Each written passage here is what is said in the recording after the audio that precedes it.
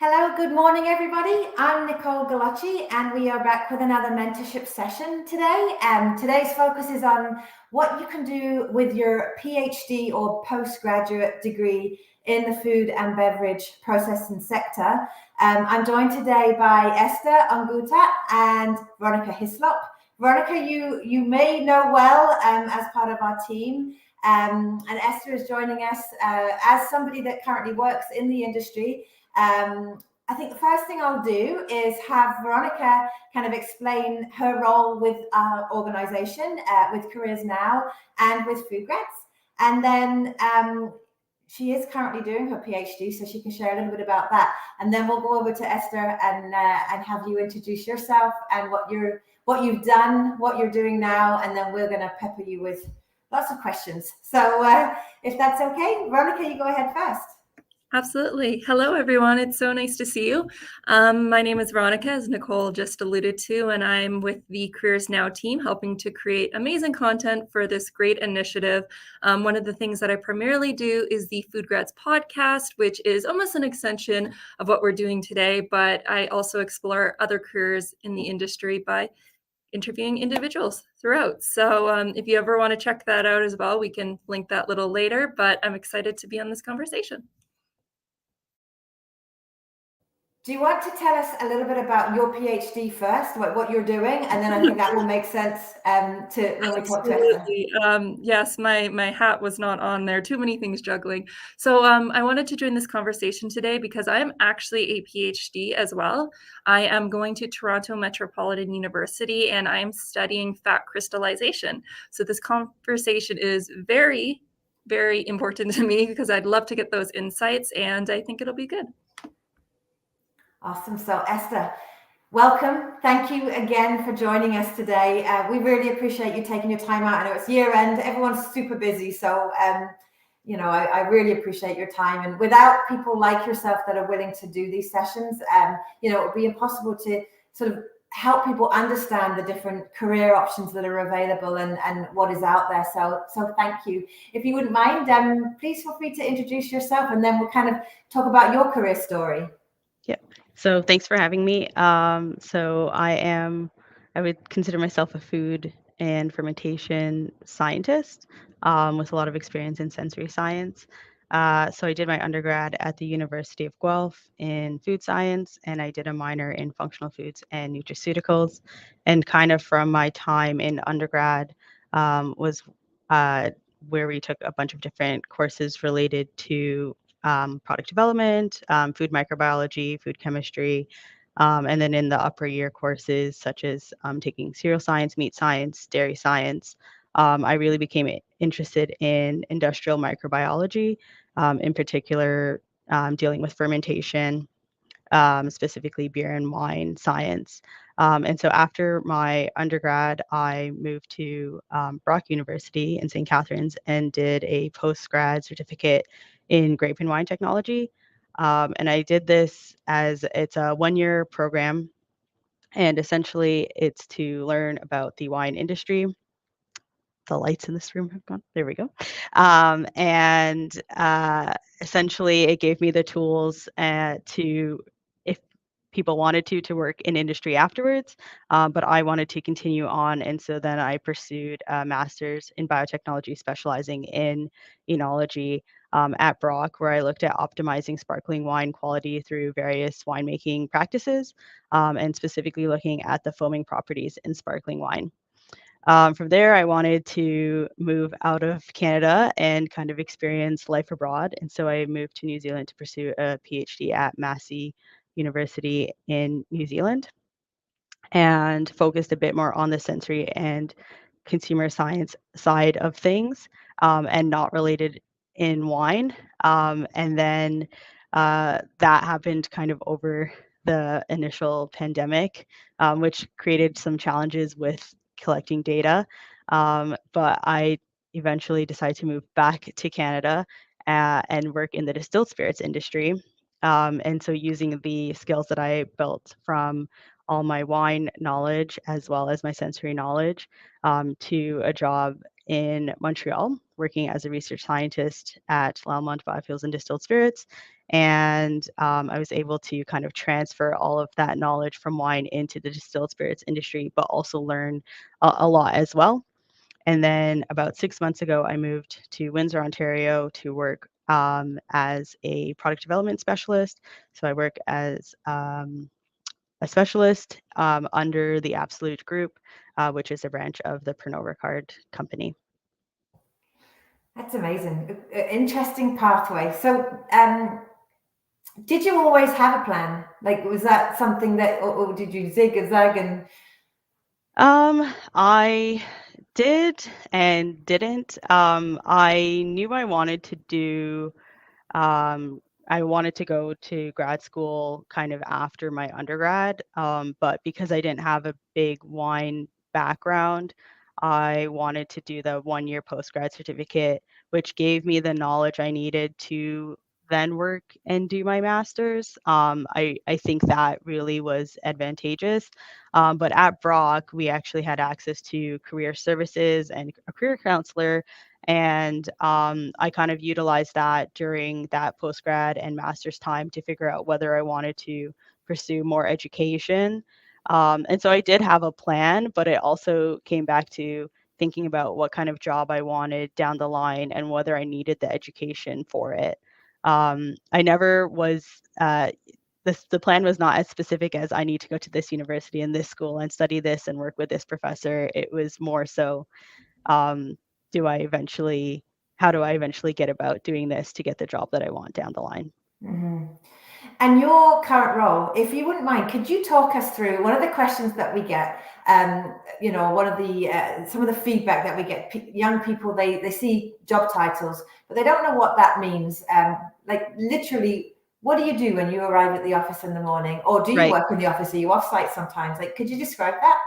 I think that is probably something I also kind of struggle to understand, but it also varies across organizations. So in my role, I am on site, and I essentially deal with the product development and building of new innovations of specific products related to our brand. And that will essentially come down from marketing, maybe getting a brief, and then dealing with what product and innovations that they're looking to build over time. So my skills as a scientist are then used in the lab to build and innovate these products, and then dealing with the testing of them and going kind of back and forth across teams to come up with a product that eventually is suitable to launch. And yeah, so it is a lot of a lab component, but there's also a lot of desk work as well in dealing with communications, but also handling data and kind of being able to communicate the results and report writing. So you work with different departments to be able to do your role. You do interact with other departments as well. In this role, mainly I work within our group, but we have access to kind of understanding what's going on at other levels in the organization. And we do have, I guess this is quite similar across my experience with different companies, stage gate meetings where kind of updates will be brought up about where projects are. And so, for example, like in my previous role, I did have a lot more interactions with, for example, salespeople or marketing people or technical people. It just varies depending on, I guess, the role and as well the size of the organization. Do you feel like your role is important for the success of the business? Absolutely. I think obviously I'm very lucky to work with well-known consumer brands, but as well dealing with trends in the market.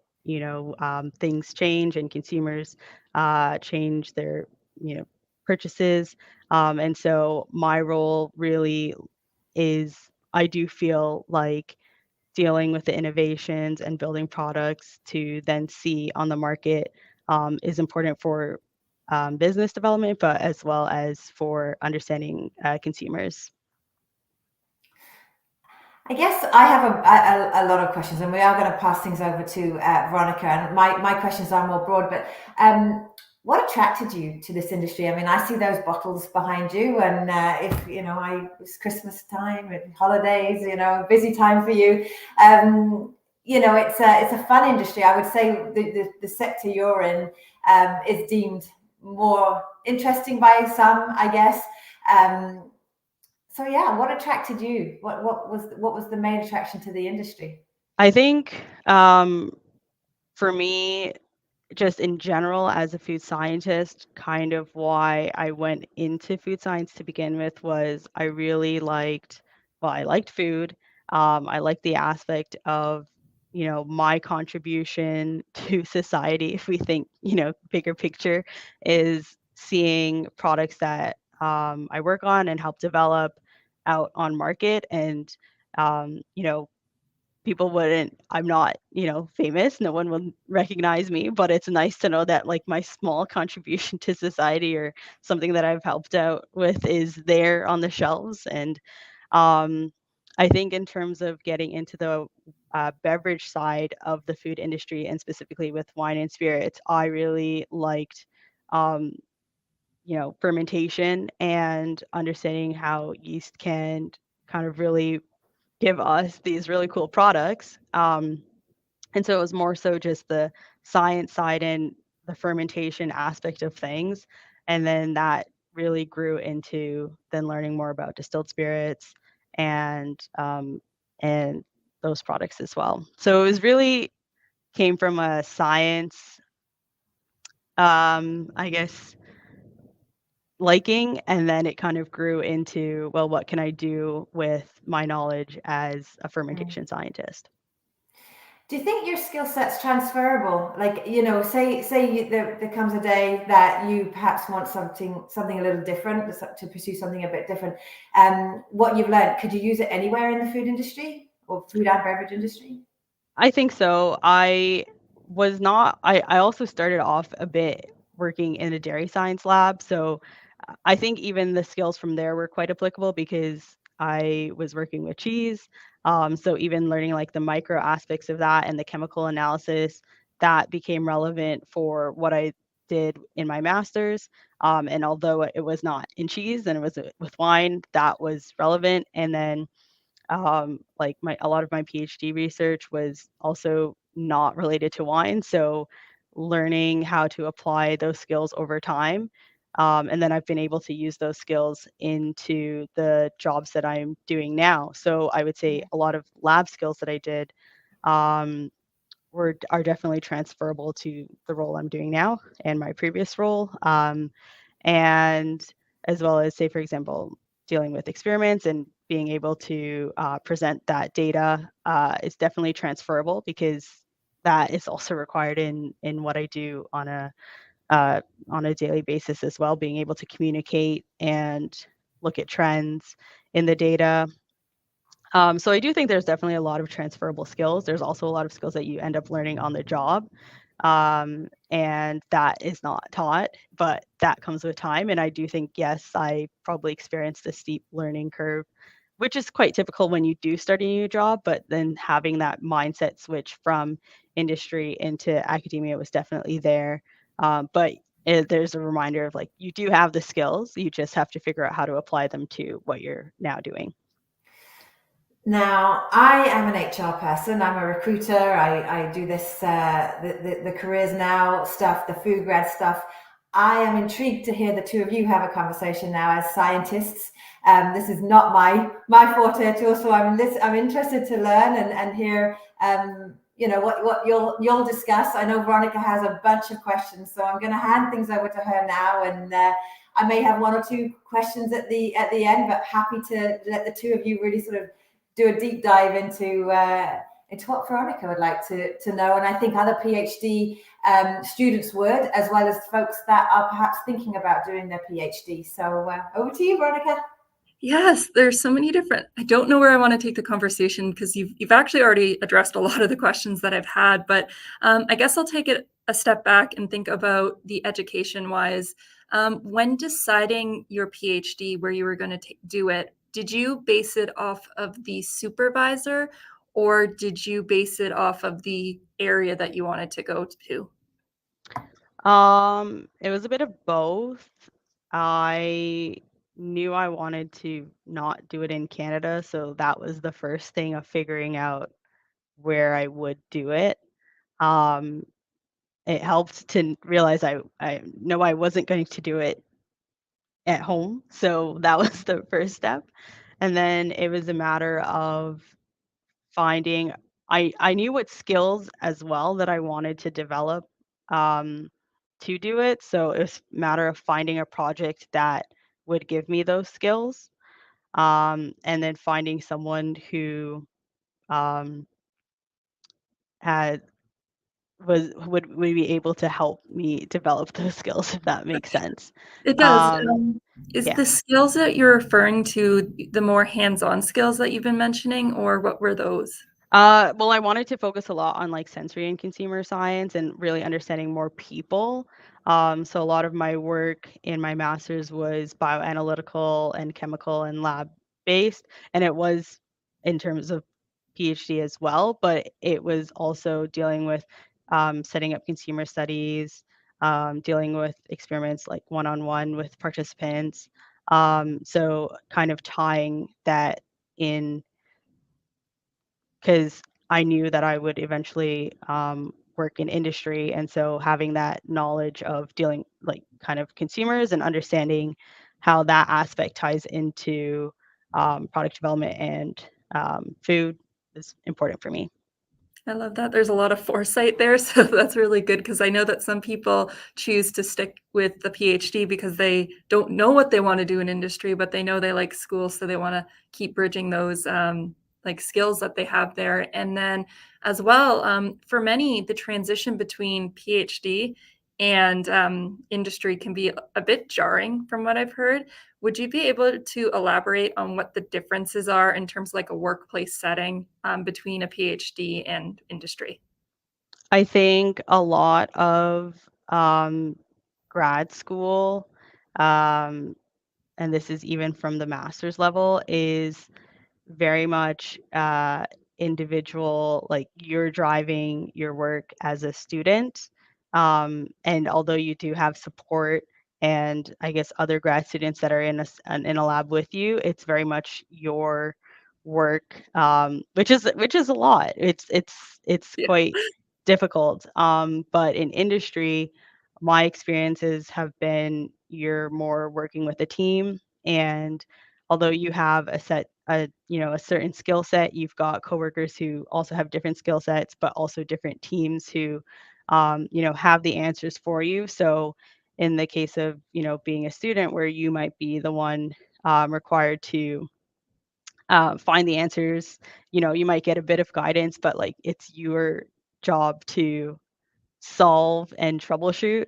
Although I do that in industry, I have a lot more support of like, say for example, someone who has a certain skill set in something, going to them and asking them questions, because um, I can do that and know that they'll have an answer instead of spending time researching to kind of find the answer myself. I've got access to kind of working more as a team. So I would say that is like one of the big ones as well. And I think just the outcomes are also different. It's not a lot of it is science driven, and there are goals to achieve scientifically, but also it's a business and consumers are really the goal. So I think the outcomes are quite different between the two. That makes sense. I really like the team aspect. I think that's a really nice thing, because I know with PhD, be very lonely for a lot of Yep. individuals, even though you have your support of your supervisor, you have your lab mates, but yes, you have to go find a lot of the stuff on your own, even though you can ask, and you have to reteach yourself that. And having that wealth of knowledge within your team now, that sounds like it's a really good thing. Yep. Yeah. Nicole, did you have any questions to add on to that conversation, or should I keep trucking along? You keep going. If you have more, you keep going. Yep. Okay. So another thing that we also in the PhD is that you have your project. It's a one project and it has chapters 1, 2, 3, 4. As you come into the workplace setting, are you working on multiple projects at one time, or is it more focused on one thing?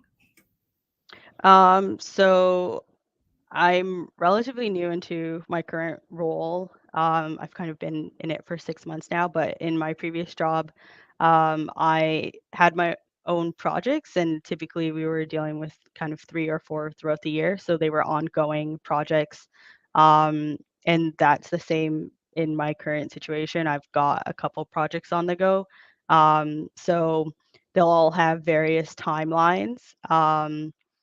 And uh, some over time will be more of a priority than others. So it's a matter of managing, what may need to be rushed and more of a focus at that time versus something that can be a slow progress based off of the timeline. So it really is kind of multiple things that you kind of learn to juggle. But I think having the skill set that I have has allowed me to be able to handle them. Like I don't feel like there's more pressure because I'm focusing on a lot more things. Amazing. And I guess it sounds like you're juggling, although you're managing, you're juggling. Do you use any special tools in order to do that? I know that's a very specific question. Not really. I think having the deadlines, and typically, obviously in industry, the deadlines are, uh, I guess, faster um, than in academia. Having the deadlines and having kind of like the goals that you want to achieve by those deadlines really helps. So um, I would say that is what forces you to be organized. That makes Um, sense. yeah, that's kind of really, I don't really, there are certain tools that we use to track the progress of a project, um, but it is more so, you know, Yeah. kind of managing your time to be able to get those things done by the goal date. Okay, that makes sense. I mean, that is one thing with your PhD. I know from personal experience that it's your project. Kind of, if you do not do well, it's on you, the onus. It's really your name on it. But when you come into the workplace, there's this. If you don't meet a deadline, then multiple people are affected by it. It's like production's affected by it, marketing's affected by it. So it really I can see why things move a lot faster. And then another thing that I wanted to talk about is, so now that you're in your current role, it seemed throughout your journey that many things have been, building up that skill set. So you wanted to build up the sensory, you wanted to build up, the lab skills. So currently in your role, is there any skills that you're working on that you're looking to improve that can help your work? I think, I would say I'm quite confident in my skill set as a scientist, but now I'm also thinking about, um, down the line, what that looks like. So a few things that I'm hoping to eventually learn is also learning just like the business and how it works. Um, because I would say I was quite focused on my science and understanding, fermentation, for example, and distillation and product development and innovation, but then understanding how that impacts business, and as well as like consumer insights. And I think I have, a basis and like a base understanding, but Mhm. kind of developing those skills as well.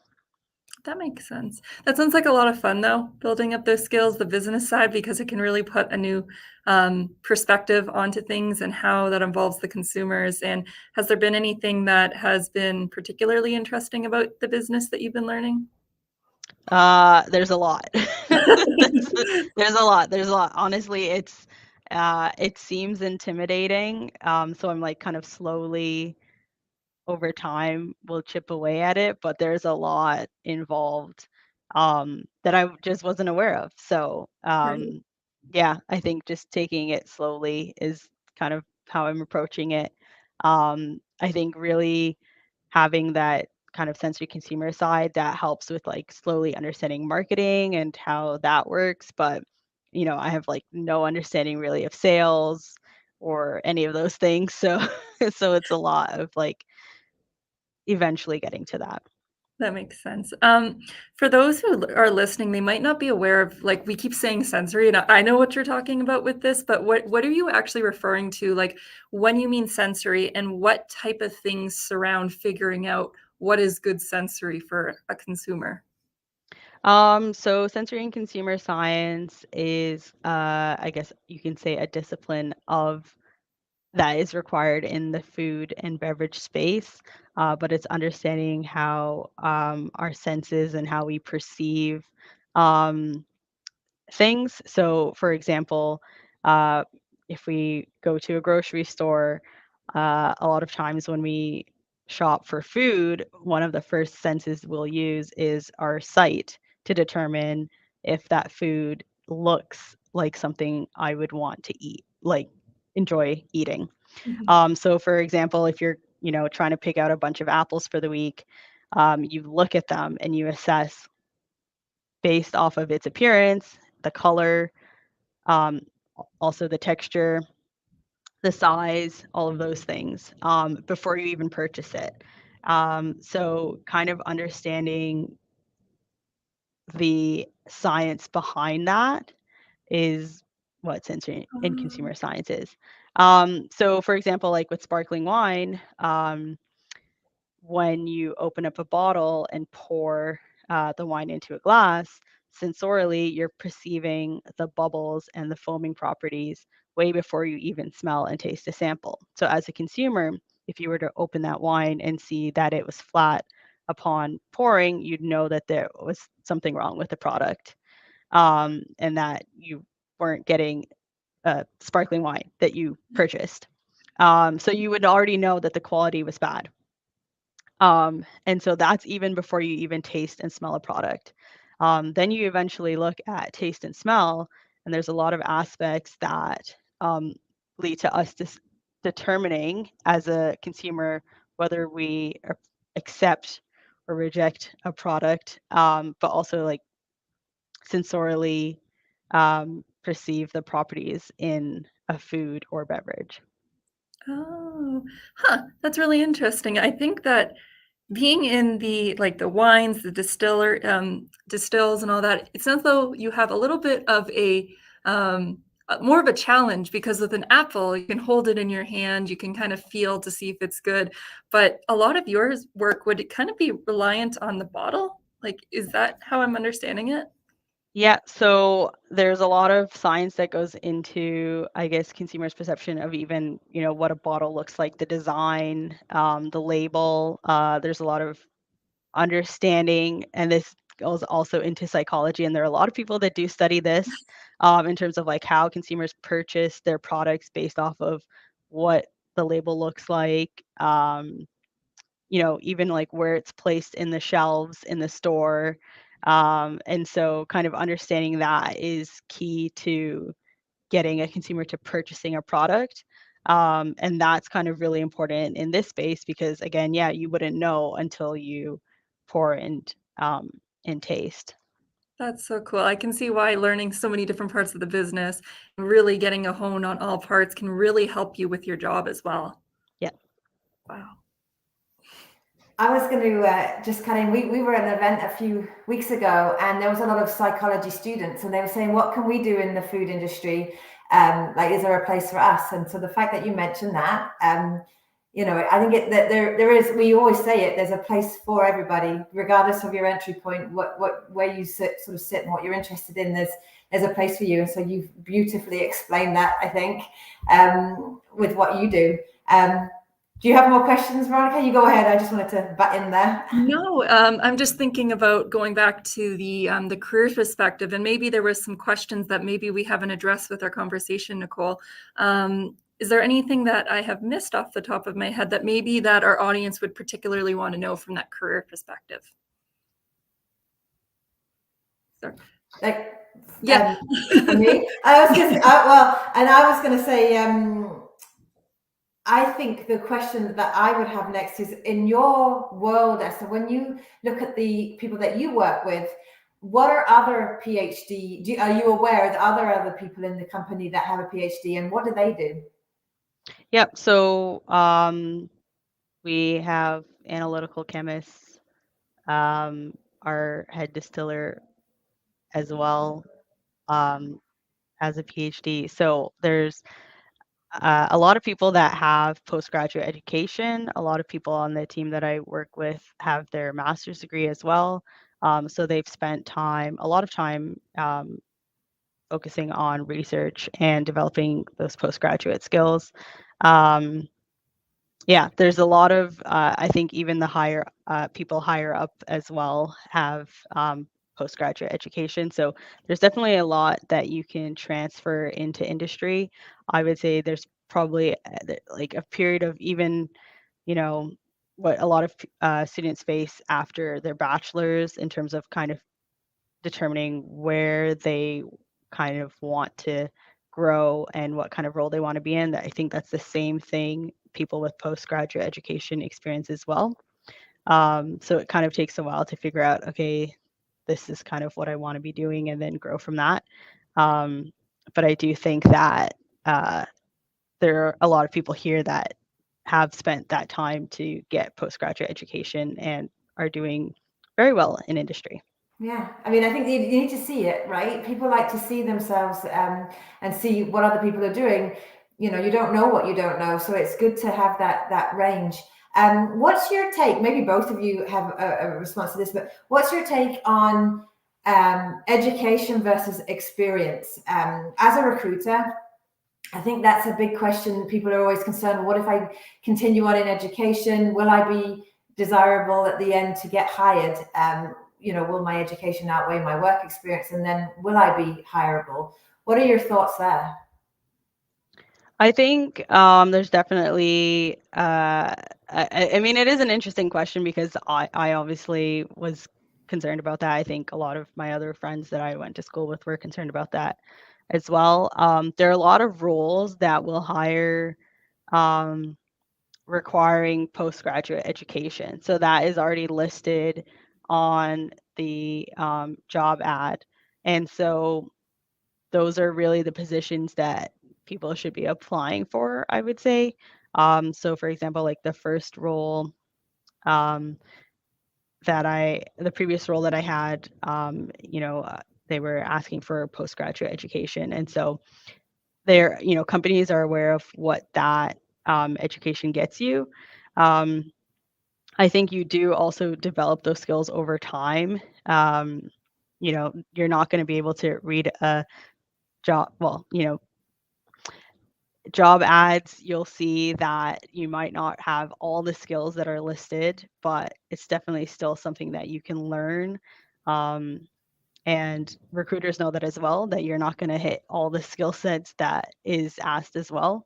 But I think there's definitely space for people who feel like if they've spent too much time in academia, whether or not that they'd be able to find success in industry. But there's definitely space there because a lot of companies recognize the skill sets that you develop in academia, for example, troubleshooting and being able to kind of solve problems is probably one of the biggest things that you learn in postgraduate education, as well as being able to like look at data, predict results, but also kind of deliver and figure out how to get them.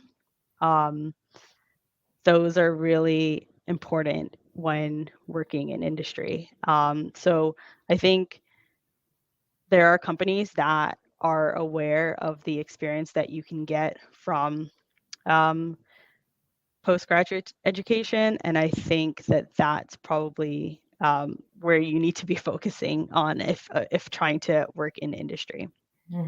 I think it's about advocating for yourself, isn't it? Like, you know, you hit the nail on the head. There's a lot of soft skills that you're developing, and you need to make sure that you're listing those on your resume and make sure the hiring manager, who might not know, I mean, you take for granted that recruiters and hiring managers fully understand what a PhD graduate will bring to the table. So it's almost on you to put your best foot forward and make sure, you know, you're listening to you know, sessions like this where you can really take the advice from people that are doing it and someone that's you know, successfully in the industry. And that was really one of my main questions was, have you personally experienced any roadblocks? But it sounds like, you know, you've managed that balance of work experience and academia to be able to successfully move through your career. Any regrets? Anything that you say, if I was to do it over again, I would do something differently? I don't know. I think that, yeah, that's a hard question.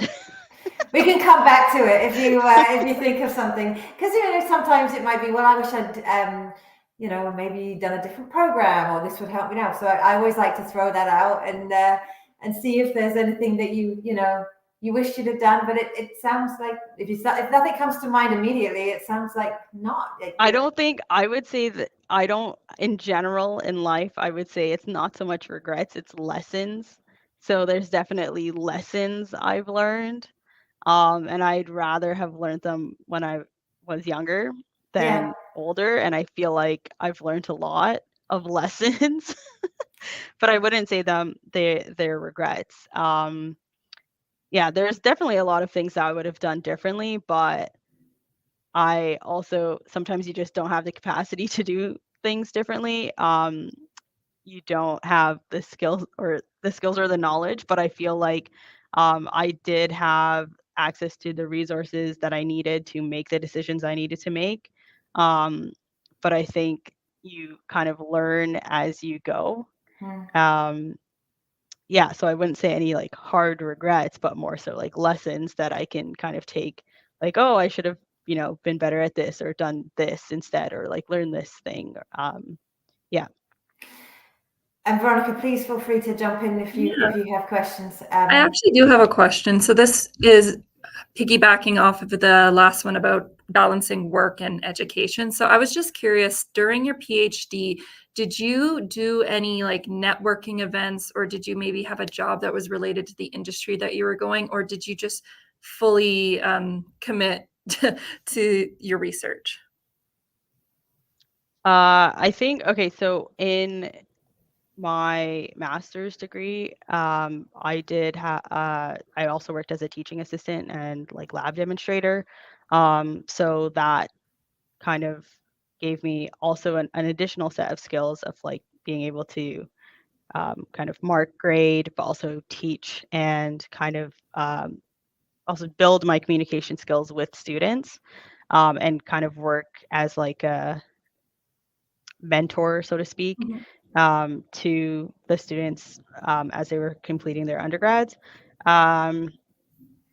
That was not required in New Zealand. And so I didn't really do that, but I did have opportunities to kind of help with supervising like honors students as they were kind of completing their degree. It was mostly research based, so not as much work experience. I also did work for a bit at a winery during my master's, but at some point, I had to just commit to working on my master's. So it wasn't long, but it would be on weekends. And mostly it was just focusing kind of on school. And did you also do any networking during that time, maybe going to like wine industry events or Yeah. anything related? Yeah, so I, with my research, attended conferences. COVID kind of impacted attending them in person, so a lot were virtual. And so I was able to network that way. And in my master's, for example, a lot of my research was directly related to industry because we worked with wineries and local vineyards. And so I was able to kind of talk to the winemakers that we were working with and kind of get information and share our information as well. And so I did have a direct kind of link to industry and know that the research that I was doing was beneficial and kind of valuable information and important for them, which was really nice because you do get to see kind of how that relates to industry before even entering. And I would say like the conferences also helped just to see, what other scientists were focusing on, but that also developed kind of the skills in terms of presentations and communication. And really, I use that now when in meetings and if I'm required to present or write a report on the progress of a project. So yeah, I think I was quite lucky to have access to direct access to industry during that time. That's amazing. And then just like quick question, were the conferences because for me, there's different, if you're in Ontario, for example, there's the Canadian Institute of Food Science and Technology, so the CIFST conference, where it's kind of a hybrid of industry as well as science. Well, I have other conferences like the American Oil Chemical Society, which is a very specific lipid conference that I go to that is very science. Did you find that the conferences you went to were more of a hybrid, or were they very scientific research updates? It's a mix. So okay. some of the smaller conferences would have been yes, a bunch of scientists from various universities and students that are presenting, but as well as certain companies sending their employees to attend and having industry there as well, just to see what was going on on the academic side. But then that also gave the opportunity for the academics to see what was going on in industry. I would say like that was quite typical of the smaller conferences that I attended. The larger international ones were very science focused, very academic. And I think usually, depending on if you're in industry and the company that you work for, a lot of times you may have the opportunity to attend some of those scientific conferences. And that gives you kind of an understanding and an update on what's going on that side of things as well. But it was a mix. And I think having some of those access to both of them, if possible, is ideal to just be able to see what's going on the other side. Well, being on the other side, now that you work in industry, how would you suggest if someone was like at a networking event, how would someone approach you? Like, what would be a good way for someone to approach you if they're doing their PhD, not to get a job, but just to more have a conversation?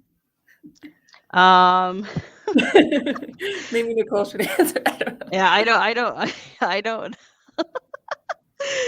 I know. The reason I asked this question, so where my head is at, is that it can be really intimidating for someone to go to a networking event. Yeah. And they do their research. So it's just, what's a good way to break the ice, essentially? I think that's I mean, as a student talking to people, it was,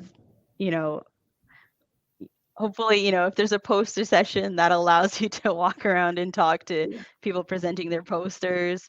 If someone's given a talk, I remember usually keynote speakers are very busy.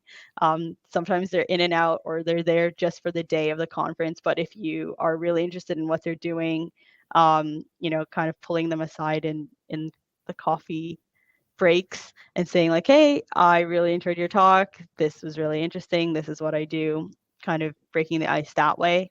That really is beneficial. I don't think people are intimidating, so it's not difficult to do, but I wouldn't know. It's quite difficult to say how would I want someone to approach me. You could approach me, it would be fine. I think I agree. I think most people are good human beings and want to help. And I think it is about not coming forward to sort of drain that person. I need, but more, I really enjoyed the article you wrote, or I enjoyed that video. I think that's a great icebreaker. People like to hear about work they've done or something that they've brought forward. So, and it shows that you actually do know the person as well. And it's not just the case of, I'm just running around this room trying to meet as many people as I possibly can. So I think that sort of, you got to be genuine and have a little bit of a plan. Before you go to the event, we always say, see who's going, and then decide who you really need to meet with. You don't need to meet everybody in the room, but who would be most beneficial to have a conversation with and learn a little bit about them. So yeah, you're not just sort of firing up to them, grabbing business cards and can I add you to my LinkedIn kind of thing. And so that would be sort of how I would piggyback off of that answer. Yeah. And I would say I will just add that usually ahead of time, like conferences will either have their delegates listed, and a lot of conferences use apps now, so you can see kind of who's attending, or even looking at the program and seeing when certain talks are, and if you're interested in a certain person's talk, just making sure that you actually make it to that talk to be able to talk to them afterwards. But yeah, even using the apps and connecting that way and kind of trying to find time. I think most people are quite approachable and happy to talk about. If you approach them as well, saying, with interest, they're happy to talk about what they, presented at a conference or what they do. Mm-hmm. So sort of taking a step back, and you mentioned that even the world of networking and conferences, the technology and innovation has changed the way that we meet now, because there are those apps and different tools that are in use now. How do you think technology and innovation has changed your role, what you do in the industry since you started, or has it changed? I don't know how much it's changed in the past. Well, I mean, it has changed, but in terms of even just like access to data or types of data is definitely kind of the biggest thing that I've seen. But in terms of even communicating information across teams, I feel like that's quite streamlined and very efficient, especially over the past few years, and kind of getting that information real time. I think technology has definitely impacted kind of how, for example, like sensory and consumer science, how we can collect the data quite quickly, but across, like different areas or spaces. That's kind of probably the biggest thing. But in terms of product development, it's been, I think, relatively consistent.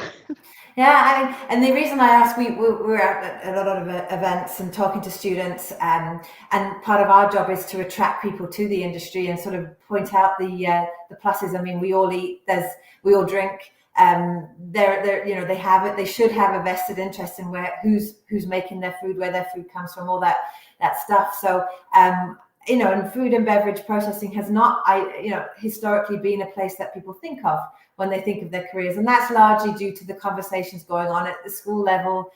It's not part of the conversation. So part of what we do is to have these types of conversations to sort of showcase. And we kind of, we definitely emphasize the fact that we're always going to want to eat and drink. So this industry is not going anywhere. So it is a great place to carve out a career. And like you've pointed out today, so that, you can continue on in your education and there's still a home for you at the end, and bring that wonderful experience and skill set to the industry. So we are closing in on the 11 o'clock hour. I guess my last question to you, top 3 pieces of advice, or 2, whatever, and that, Veronica, can go to you as well. Top pieces of advice you would give to, I guess in this situation, somebody that is considering their PhD, and also if we can combine, working in the food industry there, that would be great. But what would your top pieces of advice be to a student? I think if you have access to career resources, that you should use them. I found that I was really lucky that where I did my master's had access to career counselors, and sitting with them and determining, whether or not you even needed to do the education based off of the kind of job you want. That I think having that second opinion is really important. They even, they help everything from, like cover letters and resumes, but really trying to figure out, if you actually need to be doing that, and then if yes, what that looks like. So definitely my first piece of advice would be getting access to career resources. Networking would be the other one. I have friends that after their bachelor's degree went on into industry and worked, and they were actually the people that I contacted when I started to look for jobs, because they had been in industry longer than I had. So if there was a job that I saw that was, maybe looking for a research scientist, and requiring, X amount of education or whatever, and they happened to work at that company or previously had worked at the company, I talked to them. Even if it had been a few years since I spoke to them, I had always had good relationships with, my fellow students. So it was not awkward to say, hey, how's it going? I know you used to work at this place. I'm thinking about applying for a job there. Do you have any advice? Or if they knew someone that still worked there, or if they still worked at that company, what was the situation, and if they knew anything a bit more about that role, because oftentimes you can also get referred by someone, and the people are quite happy to refer you if they know you. So networking is really important, and kind of keeping those connections and not being afraid to go back, because I think most people are quite helpful and want you to succeed. So, and also having that insider knowledge of like what a day-to-day may look like is really beneficial before kind of committing really to anything. And I guess my third piece of advice would be it's very difficult. It's very difficult because it's very hard, because I have to tell myself this, but being aware that you will have a learning curve with the transition, and it's very difficult as when you're a graduate student to not be too a lot of people are quite hard on themselves, and if things or success doesn't seem to be as quick as you're used to, it's quite difficult to kind of handle that transition. And so kind of taking things slowly and being aware that I do have the skill set and the space and the knowledge to be in this new space, but accepting that there are a lot, maybe timelines are a lot faster, outcomes, have certain implications that might not have been the case previously. And so just accepting that it takes time to understand that, and it takes time to transfer those skills into a new role and into a new environment. So really it's just a matter of like being easy on yourself, because you're aware and capable of doing it. It's just a matter of time, really. Yeah, I couldn't agree more. Veronica, do you have a bonus piece of advice? I think I'm going to leave it at that. I think that's a really good place. Those are really good pieces of advice. Yeah, I would say the one bonus I would say is don't burn bridges. Having been in the industry for a long time, it is a huge industry. It's also really small. Everybody knows everybody. And, I speak to more senior people in their career, and, reference checking and that kind of thing is still very, very much needed and can be the make or break for you getting that next role. So, don't burn bridges. Like, be a good human and make smart decisions in terms of who you're working with and how you leave companies and that kind of thing, because that can haunt you if you create a bad reputation for yourself. So on that note, thank you so much for bringing your awesomeness to this conversation. I really appreciate it. Both of you with your knowledge on the science side, and I think it was a really cool dynamic listening to the conversation. Again, we couldn't do these types of sessions without people like you, Esther, coming on and sharing your experience and your thoughts. So we are eternally grateful. To job seekers out there listening to the session, please visit www.CareersNOW.ca to create your job seeker profile or your student profile. There's a ton of information there to support your career search. Please check out our Food Grads podcast with Veronica, who's our host. She does a deep dive into all different career paths with different professionals. And you can really learn, much like what we've done today, the ins and outs of somebody's role. There's also skill development and training that you can do, 14 free courses that you can access at the CareersNOW website. So can't stress enough, go visit CareersNOW.ca and please enjoy the rest of your day. Thank you again for joining and have a great day. Bye.